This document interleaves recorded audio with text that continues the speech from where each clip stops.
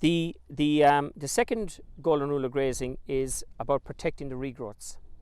Okay, so graze paddocks quickly, I suppose, is the other way of putting that. So again, it's related to obviously the three-leaf principle and how the plant grows, but again, just thinking of that regrowth.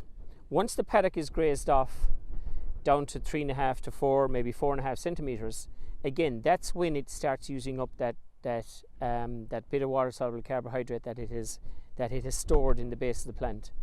It uses to create that little bit of regrowth, which we'll show you in a minute. Again, if you allow the cows to go back over, again, it could be just that you've left them in there an extra 5, 6, 7 hours too long, or what a lot of people might be doing, which is not advisable, is that they let the cows come in and take off the majority of the sward. The sward then uses up the soluble carbohydrate to push up the regrowth, and then they might leave in young stock or calves or something then after, once the cows have left.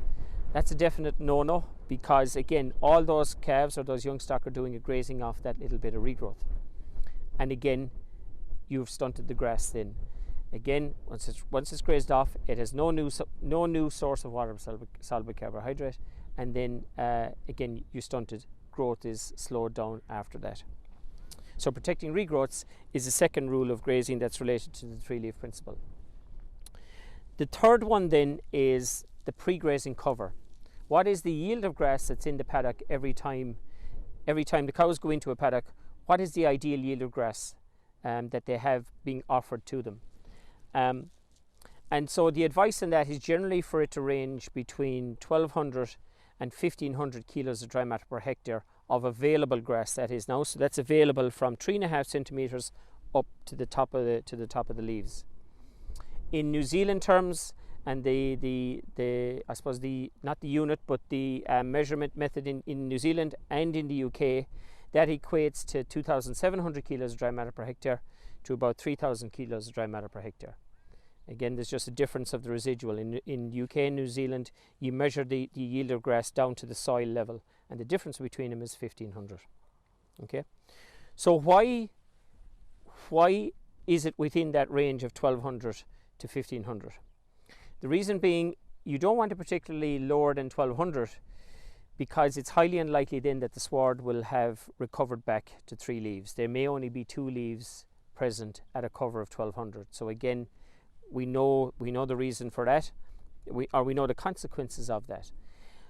The other side of it then, once you start letting it going over 1,500 to 1,600, 1,700, or 3,000, 3.1, 3.2, 3.3 in the UK and New Zealand system, that's a very high cover to ask the cows then to graze down, to graze out very, very well to a low residual, the desirable residual of anywhere around the 4 centimeters.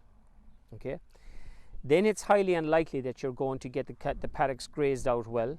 The residuals will be higher than desired, and that then will affect the quality of the sward in the next rotation. It will allow stem into the sward. It will allow reproductive tillers to exist longer than they should be, and that reduces the feeding value of the sward.